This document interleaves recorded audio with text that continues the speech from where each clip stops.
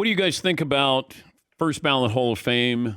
Maybe a different shade of jacket for the Hall of Fame, or maybe a different level for where your bust is. Jim, I'll start with you. Well, to be honest with you, I grew up in a little small town in East Brady, Pennsylvania, and Dan knows about this. And I personally, just like all little boys growing up in Pittsburgh or Buffalo or whatever, you have your dream. Your dream is to play professional football. Well, my town was so small that nobody ever thought about, you can dream just like every kid does. But when I finally made it there and you dream about the NFL and being able to take care of mom and dad, and for me, making my 5 brothers proud of me, that was awesome. Never in a million years thinking Hall of Fame. And then as time goes on, you play well and you do well, the talk starts coming out and there's nothing you can do about it. But it was, to go back from the previous question with Dan, the respect that you have and all the guys that you've grown up with, you played the game with, you played the game against, I should say. The respect factor has always been there, especially between Dan and I, because we knew each other a lot longer before we were, good players in college football, and then of course the NFL, and then now with the Bills against the Dolphins year in and year out. I don't mean to change the subject a little bit, but to Dan, to Marino, this one, it's not like it used to be. I mean, when we were best friends off the field, but when we got on the field, we were, enemies to a certain point, but I just don't get the feeling of Bills against the Dolphins now like it used to be back in our day. Did you guys, shake hands and hug after the game? Dan? Always. Yep. Always. Okay. Right. That's my guy right there that you're talking. Jim Kelly's my man. I love him forever. And even when I was playing, if it wasn't like me, look, Jim Kelly for the Buffalo Bills was the most amazing thing that happened to them at the time, because we used to beat them up pretty good.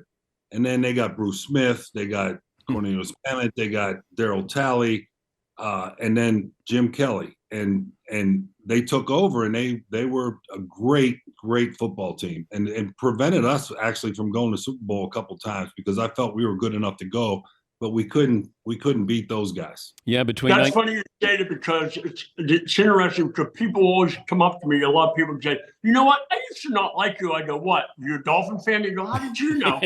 Because I met so many people, and I'm not going to name names, from the Dolphins organization that said, "Why did you do that to us? You ruined my check that I was going to get for playoffs." I go, "You weren't playing." "Yeah, the front office gets money too." I'm like, "Oh, sorry about that." We're talking to Dan Marino and Jim Kelly. It's the Bills and the Dolphins coming up Sunday night. All right.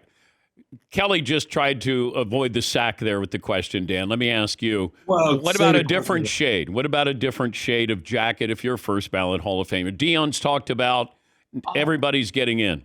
Too many people getting in. Your thoughts? So personally, I trust in what the Hall of Fame is doing.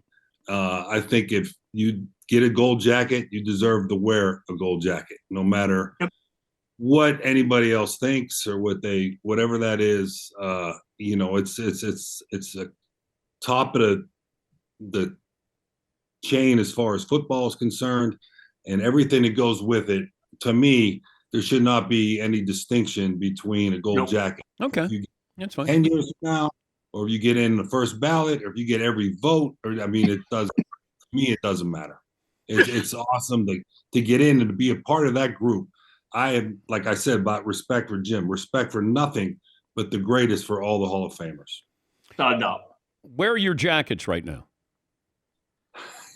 Mine's in Florida. Okay. Mine's in Buffalo, in my closet, hanging up. We got a couple, Dan, of jackets.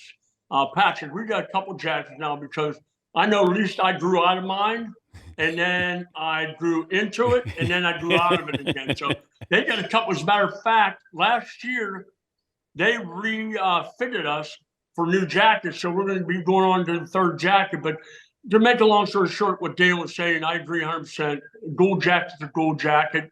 And I don't know many people that ever dreamt about being in the Hall of Fame, more so playing in the NFL, but to get into the Hall of Fame, when you walk into the room, at least when I did, you see guys like Joe Namath and Terry Bradshaw, Bob Greasy, all the guys you looked up to and admiring and idolizing.